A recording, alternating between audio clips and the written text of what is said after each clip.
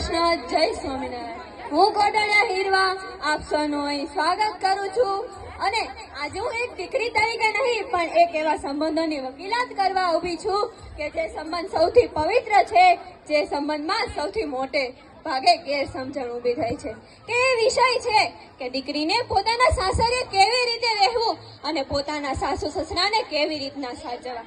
દીકરીની જ્યારે વિદાય થાય છે ને, ત્યારે તેનો બાપ પોતાની આખી જિંદગીની કમાણી વાપરી નાખે છે। એટલા માટે એક બાપ રડે છે અને એક માં એટલા માટે રડે છે કે જેણે પોતાના કાળજાના ટુકડાને 20 થી 25 વર્ષ સુધી સાચવીને બીજાના ઘરે મોકલી દે છે, કે જ્યારે આપણે એકવાર વિચારવું જોઈએ કે આપણે જોની ઘરે જઈએ છીએ ત્યાં પણ કોકના માતા પિતા તો આપણી રાહ જોઈને બેઠા છે ને, કે આપણે જ્યાં જઈએ છીએ ત્યાં પણ કોકના માતા પિતા આપણી રાહ જોઈને બેઠા છે ને। દીકરી જ્યારે લગ્ન કરી અને સાસરે જાય છે ને ત્યારે તેને પારકાનું ઘર ન સમજી અને પોતાનું ઘર સમજીને રહેવું જોઈએ। ત્યારે તેને પારકાનું ઘર ન સમજી અને પોતાનું ઘર સમજીને રહેવું જોઈએ।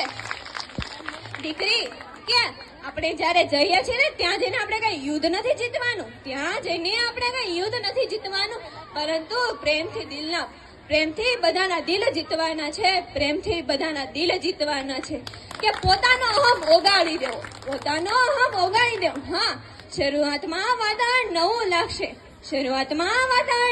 લાગશે, રીત રિવાજો અલગ લાગશે, પણ જેમ દૂધમાં સાકર ભળી જાય છે ને તેમ ત્યાં જઈને બધાની સાથે ભળી જવું, પોતાની વાણીમાં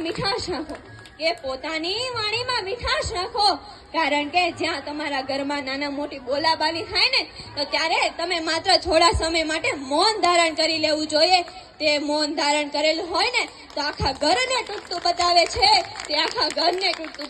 સૌ પ્રથમ વિચાર તો એમ આવે કે હું મારા સાસુ સસરાને કેમ સાચું।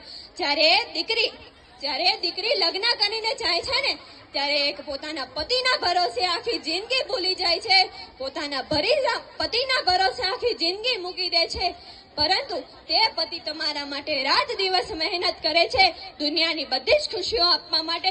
તો તે પણ પતિને કોકે તો જન્મ આપ્યો હશે ને, કે તમારા સાસુએ પોતાના દીકરાને 9 મહિના સુધી કોખમાં રાખીને જન્મ આપ્યો, અને તમારા સસરાએ પોતાની જવાનીમાં લોહી પાણી એક કરી અને તમારા પતિને ભણાવ્યો અને મોટો કર્યો અને કમાતો થયો ને ત્યારે જિંદગીનો સૌથી સુંદર પળ આવ્યો ને ત્યારે તેના માતા પિતાએ હોશે એક અજાણી દીકરીના હાથમાં સોંપી દીધો। તો શું એ માતા પિતાનો કોઈ અધિકાર નથી કે મારી વહુ અને મારો દીકરો મારો ગઢપણમાં સહારો બને? હા, ઉંમર થતા સાસુ સસરાની ઉંમર થતા તે ઠાકી જાય છે, પરંતુ વહુ તરીકે નહીં પણ એક દીકરી તરીકે તેમના પગ દબાવી આપશો। જો આપણે જે આજે વાવીશું ને તે જ કાલે લણીશું, કાલે આપણા છોકરાઓ મોટા થવાના છે, તેની પણ વહુ આવવાની છે। તો આપણે આજે જે કુહાડીથી આપણા વડીલોના દિલ કાપીશું, તેને એકલા પાડીશું ને તે જ કુહાડી કાલ આપણી પણ ચાલશે। તો ચાલો આજે આ મંચ પરથી આપણે બધી જ દીકરીઓ સંકલ્પ લેશો ને મારી સાથે કે જો દીકરી ધારે ને તો પોતાના સાસુને માં સમાન અને પોતાના સસરાને પિતા સમાન માની શકે। બસ જરૂર તો એટલી જ છે કે એક ડગલું પ્રેમનું આગળ વધારવાનું।